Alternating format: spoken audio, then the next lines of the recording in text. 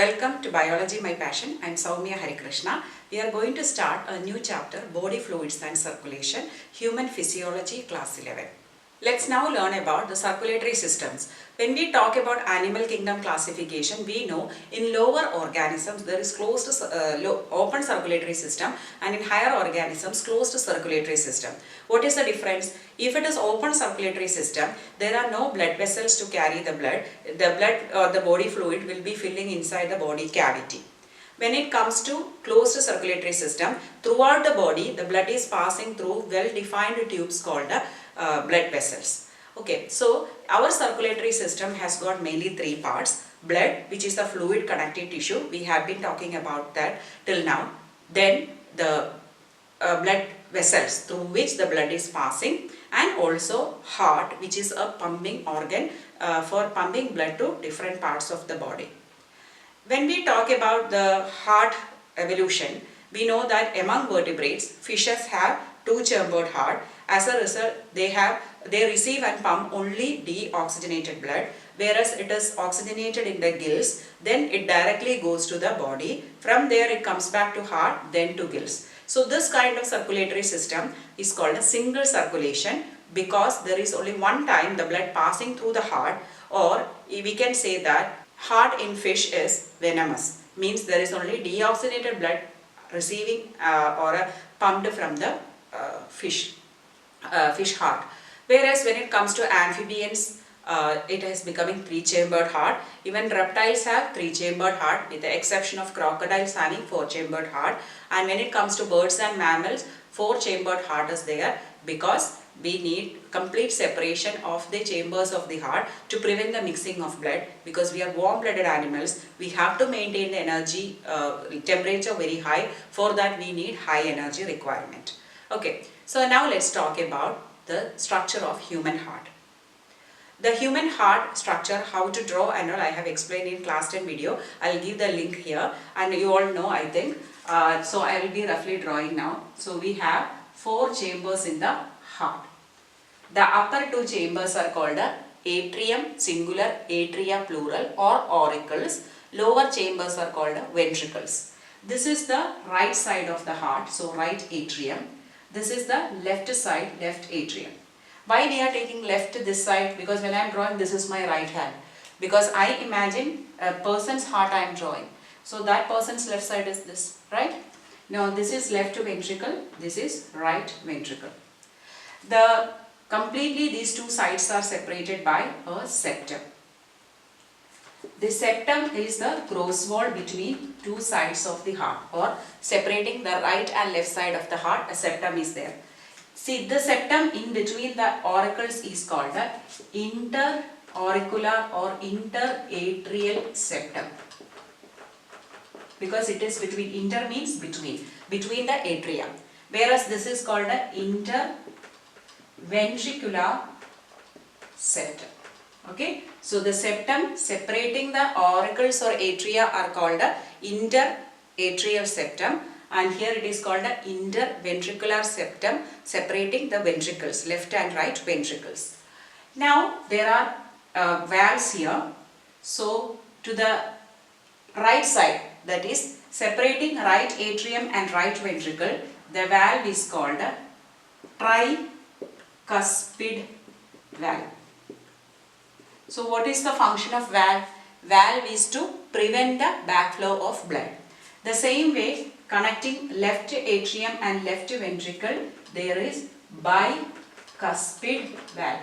Means that tricuspid valve has got three flaps, whereas bicuspid valve has got only two flaps, or it is otherwise called a mitral valve. There are some fibrous cords called a chordae tendineae connecting these flaps with the papillary muscles. Now we know that the heart wall, the auricles have a thinner walls compared to the ventricles. Among this, the left ventricle has the thickest wall. The reason being, auricles are receiving blood, so their pressure is less, so thin walls, whereas ventricles are pumping blood, and also the left ventricle is pumping to all parts of the body, so the pressure is so high. To withstand that high pressure, the left ventricle has the thickest wall. Now, if you talk about the blood vessels coming and leaving the heart, we know that to the right side, two large veins are coming inside. That is called a vena cava. So, the two vena cava are inferior vena cava, which is collecting the impure blood from the lower part of the body, and superior vena cava, which will be bringing the deoxygenated blood from the head and shoulder region to the heart. So, two veins are entering into the right auricle, bringing the deoxygenated blood. They are inferior and superior vena cava. Whereas in the left atrium, it receives oxygenated blood from the lungs, that is by pulmonary vein. You know that usually veins are receiving only, the veins are carrying only deoxygenated blood, but this is an exception, pulmonary vein, which is bringing the oxygenated blood. The same way, now from the right ventricle, there is an artery going out. This artery is called a pulmonary artery. Again, this is an exception. Usually pulmonary artery carries arteries carry oxygenated blood, but this pulmonary artery carries deoxygenated blood. That is also an exception. Whereas this side, from the left ventricle, the aorta will be taking the blood to the different parts of the body, that is carrying oxygenated blood.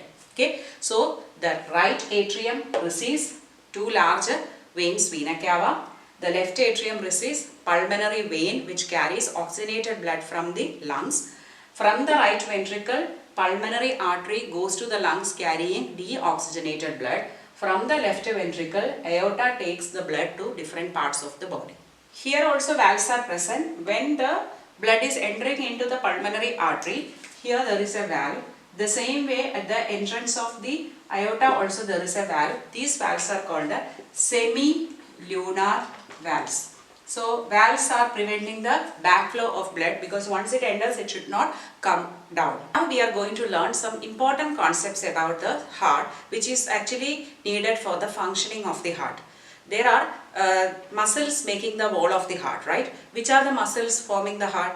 Cardiac muscles. But there is a specialized type of cardiac muscles present in the heart. They are called nodal tissues. These nodal tissues are responsible for the contraction and relaxation of the heart.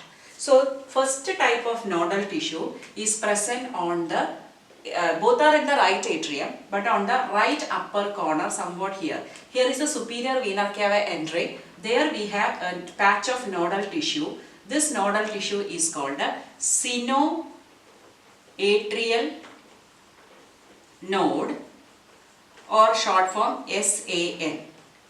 SAN is otherwise called a pacemaker of the heart. Pacemaker.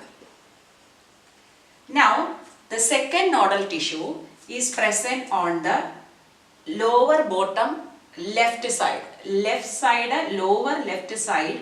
Actually, I told this is interauricular septum. This is interventricular septum. Between auricle and ventricle, we have auriculoventricular septum. So, this is the right auriculoventricular septum, that is lower left corner of the right auriculoventricular septum. We have the second nodal tissue, which is called the atrioventricular node, or it is otherwise called AVN. Atrioventricular node or auriculoventricular node. From here, a bundle of this nodal tissue comes down, that is called a AV bundle. So, from the AVN, AV bundle comes down. This bundle, as soon as it reaches the interventricular septum, it bifurcates into two.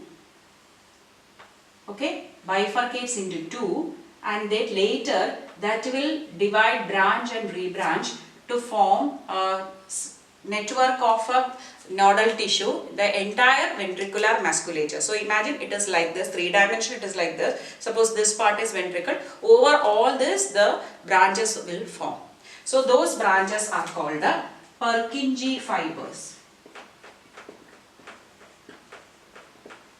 Now this bundle along with the Purkinje fibers, together we call them as bundle of His. It is named after the scientist who discovered it. So bundle of His.